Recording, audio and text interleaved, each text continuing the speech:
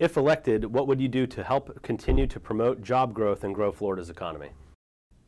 We're going to continue to bring jobs into our area. We've got to look at first what we're doing to make sure we have the workforce providing future jobs and future employers that want to come here. We need to make sure that we have people that are ready to go into any field. One of the largest areas is going to be the tech field. Over the next 5 years, you're looking at 1.5 million jobs that are going to be in the tech field that we need to be able to provide the workforce for. We need to be able to use our higher education system to look at areas of biotech, especially in our area in District 85. We have Scripps and Moncks Plonk. We need to make sure that our new version of Scripps 2.0 builds off the last 15 years of success, and that we're able to continue bringing in new jobs, new companies, and continuing to grow Florida, not just in our traditional 3 main areas, but in new technologies and new industries. How would you improve Florida's healthcare situation? We need to be able to use technology to be able to cover the aging population that's coming into Florida and is already here.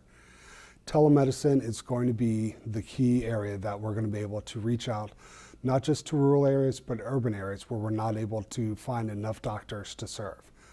Using all different people within the medical field to provide on-site care, along with working and talking with doctors that may be 10 miles, 15, 20 miles away.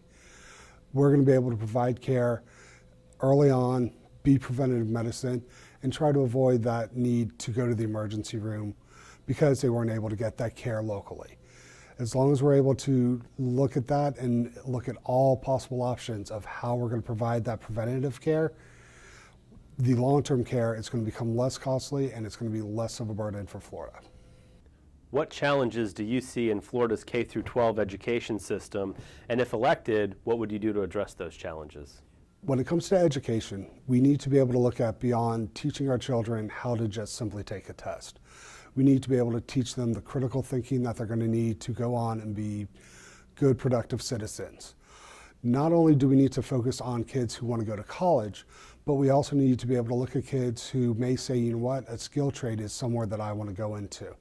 What are we doing to ensure that we have the workforce to build all the different buildings of what we're going to need, to maintain the roads, to fix everything that we need. In addition, not just traditional skill trades, but what are we looking at in the technology sector? Are we providing the ability to get a certification so when you graduate high school, you're able to go and get a job with any kind of tech company? Are you going to be able to become a medical professional? You may come out as a radiologist tech.